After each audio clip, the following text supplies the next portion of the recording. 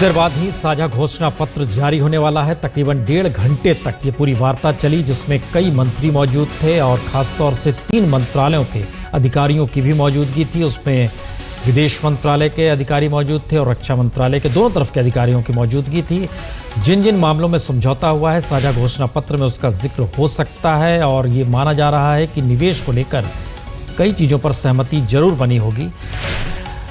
ये जानकारी आ रही है कि 30 मिनट तक ही बातचीत होनी थी, लेकिन 1.5 घंटे तक दोनों नेताओं के बीच जो प्रतिनिधिमंडल था उसके बीच में बातचीत होकर निकली है। लेकिन इन सब के बीच हर की नज़र इस बात को लेकर है कि क्या ये पूरा घोषणा पत्र सिर्फ और सिर्फ उस संबंधों की दिशा में बढ़ता हुआ कदम ही होगा जिसका जिक्र जिनपिंग ने यह कहकर किया कि दोनों पुरानी सभ्यताएं हैं, दोनों के सांस्कृतिक संबंध हैं और उस दिशा में इन संबंधों को और मजबूत कैसे बनाया जाए ये देखा जाना चाहिए।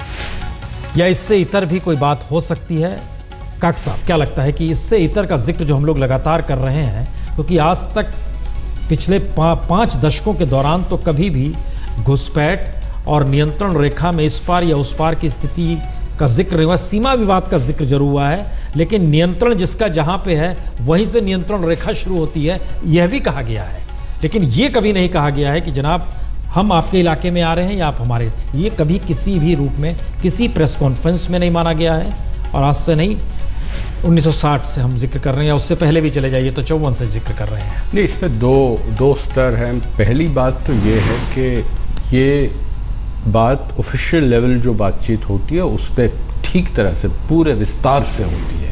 आप कहाँ थे, हम कहाँ हैं, क्यों ये हो रहा है, एक एक हादसा जो कुछ भी हुआ है इतने महीनों में, वो ऑफिशियल लेवल बात में होता है। स्पेशल रिप्रेजेंटेटिव्स की भी जब भी बाउंड्री इश्यूज़ पे डिस्कशन होता है वो होता है। मगर दूसरी जो लेवल की मैं बात कर रहा था वो ये है कि ओपनली, क्योंकि भारत और चीन का जो ये समझौता एक तरीके से घोषणा पत्र दिया जाता है, ये इसके लिए सारे विश्व के देशों के कैपिटल्स में एक तरीके से क्लोज स्क्रूटनी है कि क्या हो रहा है। वॉशिंगटन में ज़रूर होगा, इस्लामाबाद में ज़रूर होगा, जापान में ज़रूर होगा। तो मेरे ख्याल में ओपन डॉक्यूमेंट, राजीव जी मेरे से सहमत होंगे, वो एक इनोक्वस सा डॉक्यूमेंट होगा। इस पर ज़्यादा जो तनावपूर्वक या चुनौतीपूर्वक संबंधों में आप आ सकते हैं, उनका जिक्र नहीं किया जाएगा, उन मुद्दों का जिक्र नहीं होगा। हाँ, मुझे लगता है, मैं शायद होगा कि नहीं होगा, एक मुद्दा जो है आतंकवाद का, क्योंकि देखिए भारत के सामने चीन की एक चुनौती है, चीन और पाकिस्तान के संबंध। पाकिस्तान ऑक्यूपाइड कश्मीर में उनकी सेना की प्रेजेंस मौजूदगी, हाँ उनकी रणनीति है कि उसको गिलगित बाल्टिस्तान को ग्वादार के साथ मिलाया जाए कि एक और ट्रांसपोर्टेशन लिंक हो चीन के लिए। क्योंकि चीन के अगले 3 दशकों में एक ही सबसे चुनौतीपूर्वक मुद्दा है, वो ये है कि उनकी रिसोर्सेज कहाँ से आएंगे। अगर 10% उनका विकास दर सस्टेन करना है, वो हमारी भी एक तरह की एक चुनौती है। तो उसके लिए आतंकवाद जहां पाकिस्तान से हो रहा है, आता आ रहा है, आतंकवाद का मुद्दा ज़रूर होगा। दूसरा मेरे ख्याल में क्षेत्र के, अगर ये तो पाकिस्तान उसके लिए एक स्ट्रेटेजिक पॉइंट है, चाइना के लिए भी, भारत के मद्देनजर, जैसे आप तिब्बत का जिक्र कर रहे थे। देखिए चीन की जो रणनीति है, 2 तरीके की रणनीति है। एक तो भारत को डिफेंसिव पे रखना, दूसरा जो बाउंड्री का मुद्दा है उसको कभी रिजॉल्व मत करिए, आप लगते रहे बातचीत करते रहे। जैसे मैंने पहले आपसे कहा था कि स्पेशल रिप्रेजेंटेटिव्स का जो एक फोरम है, 17 राउंड हुए हैं आज तक, कहीं नहीं पहुंचे हैं। चीन हमें ये भी नहीं कह रहा है कि उनके दृष्टिकोण में लाइन ऑफ एक्चुअल कंट्रोल है कहाँ। हमने तो उनको बता दिया ये हमारा दृष्टिकोण कहता है, ये लाइन ऑफ कंट्रोल।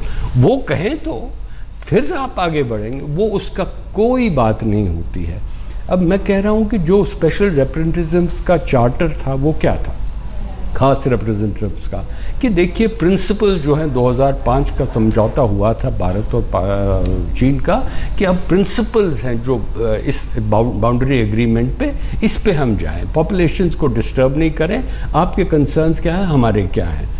अब क्या हुआ है, कुछ सालों में उसको उन्होंने एक्सपैंड कर दिया और हमने मान लिया। सबसे बड़ी गलती ये है, हमने उनको कहना था कि देखिए ये जो फोरम है ये सिर्फ बाउंड्री का फोरम है, अब वो स्ट्रेटेजिक रणनीतिक हम कैसे काम करेंगे, तो ये उनकी जो चाल है उसमें उस चाल में हम फंस रहे हैं। मुझे लगता है, मेरे ख्याल में राजीव के कुछ और दृष्टिकोण होंगे।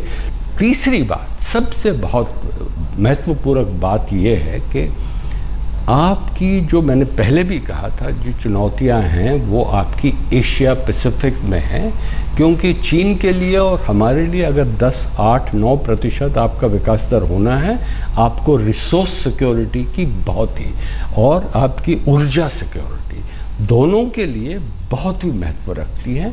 तो अगर कोई टकराव होगा वो उस क्षेत्र में होगा। और हिमालय और हिंद महासागर के जो दो हैं, अगर हिमालय में हमारी कोई एक सेटबैक होता है तो हिंद महासागर में हमारा काम जारी हो सकता है, कि वो एक कमज़ोरी है इस वक्त। उनकी पनडुब्बियाँ हमसे 3 गुना ज़्यादा है, मगर अगर आप हमारी नेवल पावर की देखिए और एरोस्पेस पावर, वो उस पर काफ़ी अभी इस वक्त क्षमता है। हमारे पास सिर्फ 14 सबमरीन्स हैं। जी हाँ, उनके पास 50 से ज़्यादा है। जी हाँ, वही मैं कह रहा हूँ, 3 गुना हमारी से ज़्यादा है।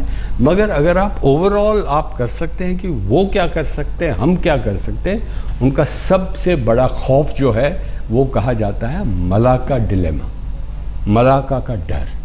इसीलिए आप बाल्टिस्तान से आप अपने लिए साजो सामान लेना चाहते हैं, म्यांमार की तरफ से आप कुनमिंग को कनेक्ट करना चाहते हैं, वो ऐसे कनेक्टिविटीज़ करते रहें। वो जो ये भी होगा मैरीटाइम सिल्क रूट, इसकी अब क्या बात होगी मुझे पता नहीं, बात अभी तक आई नहीं, उसका इंतजार लोग कर रहे थे। सिल्क रूट में हमें सोच समझ के जाना है। हम इसके जो आप एक इंटरनेशनली बोल रहे थे कि दुनिया की नज़र होगी, मिलिट्री वैसे एक्सपेंडिचर हमसे बहुत ज़्यादा, उनका हमारे यहाँ सिर्फ $47 बिलियन है, उनके यहाँ 185 बिलियन है, बहुत ज़्यादा। लेकिन एक नई स्थिति एक ये बन रही है कि प्राइम मिनिस्टर मोदी को कुछ दिनों बाद ही अमेरिका जाना है, राजीव डोगरा साहब। और हमें तो याद आ रहा है कि 1950 में जब भारत आज़ादी की लड़ाई लड़ रहा था या उसके बाद आज़ादी मिली थी, माओ ने नहीं माना था कि ब्रिटेन कोई थ्रेट है, वो अमेरिका को कह रहा था ये थ्रेट है आने वाले, उसको ताइवान में वो घुस चुका था।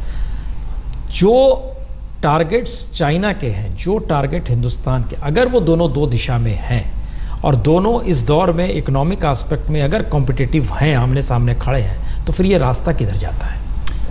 रास्ता बहुत मुश्किल है। और आपका जो कैप्शन कह रहा है कि मोदी जी धीरे चलना, बड़े धोखे हैं इस राह में, कई रोड ब्लॉक्स हैं।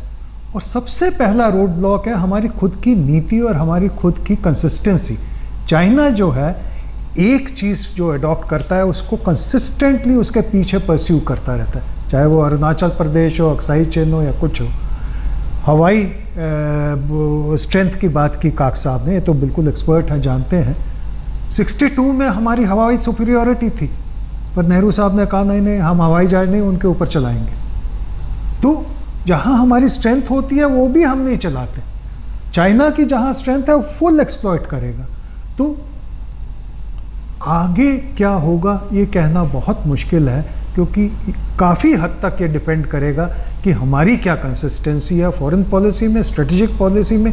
ये नहीं कि आज कुछ कहें कल हम कहें नहीं नहीं, डिप्लोमेसी में तो कॉमा, फुल स्टॉप और पंक्चुएशन मार्क वगैरह मिलते जुलते रहते हैं, फुल स्टॉप नहीं होता।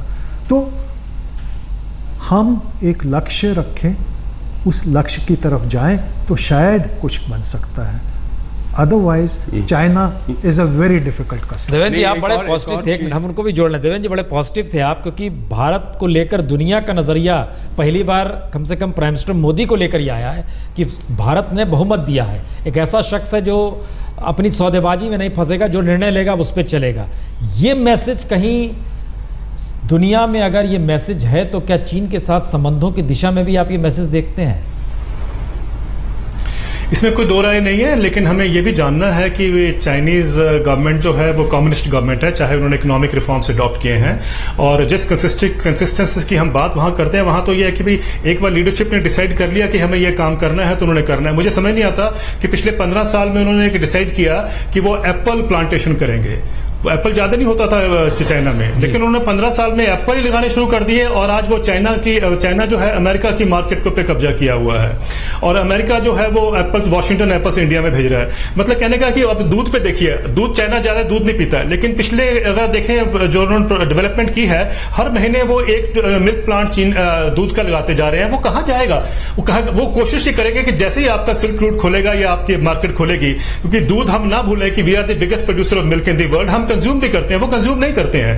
तो उनका जो मार्केट, जो हमारे मार्केट जब खुलेगा तो उसमें क्या होगा? मतलब कहने का ये कि उनकी स्ट्रेटेजीज बड़ी प्लान्ड होती हैं और क्योंकि डिसाइडेड होती है, ज्यादा डेमोक्रेसी में डेमोक्रेसी उनके पास है नहीं है, तो उनको ये सब चीजें नहीं सहनी पड़ती हैं, तो इसलिए वो एक तरफ कम्युनिज्म रेजिम में चलता है ये सब बात। लेकिन वेदर इट इज गुड और बैड, आई थिंक वो टाइम ही बताएगा। अब देखिए जो जीडीपी की बात भी होती है जो चाइना की, वो भी हमें समझना है कि पिछले जो प्रेसिडेंट थे चाइना के, उन्होंने खुद ही कहा था कि हम लोग 14% 12% जीडीपी हमारा एनवायरमेंटल डिजास्टर हो चुका है, अब हम 8 या 9% चाहेंगे जीडीपी को कम करने के लिए, और वो उसी लेवल को मेंटेन करके चल रहे हैं। लेकिन जो एनवायरमेंटल क्राइसिस चाइना में है वो इतना भयंकर है प्रसून जी, उसको भी समझने की हमें जरूरत है कि क्या हमें वो मॉडल अडॉप्ट करना कि नहीं करना।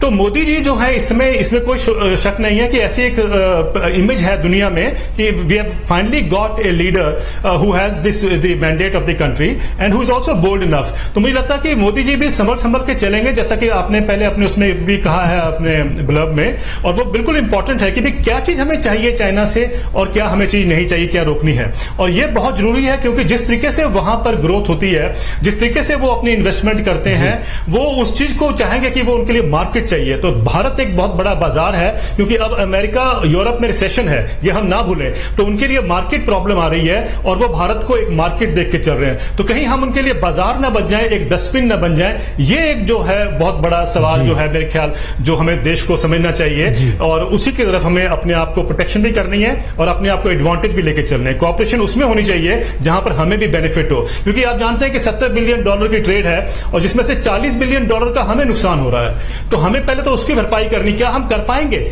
मुझे लगता है कि वो बहुत बड़ा एक सवाल है। और लेकिन जिस तरीके से हम चाइना इंडिया के साथ एक फ्री ट्रेड एग्रीमेंट भी साइन करने के लिए कोशिश कर रहे हैं, मुझे लगता है कि वो और मुश्किलें हमारी जो है बढ़ेंगी, क्योंकि चीपर जो प्रोड्यूस है वहां से, चीपर जो मैन्युफैक्चर प्रोडक्ट्स हैं, उनके लिए वो बाजार ढूंढ रहे हैं और भारत एक बहुत बड़ा बाजार है। चलिए, ये बहुत महत्वपूर्ण है कि भारत अगर बाजार में तब्दील हो गया चीन के लिए तो क्या क्या होगा। सारे भगवान अब चाइना से ही आ रहे हैं और बच्चे जो भगवान के रूप माने जाते हैं वो अभी चाइनी फूड पे जाके टिक गए हैं।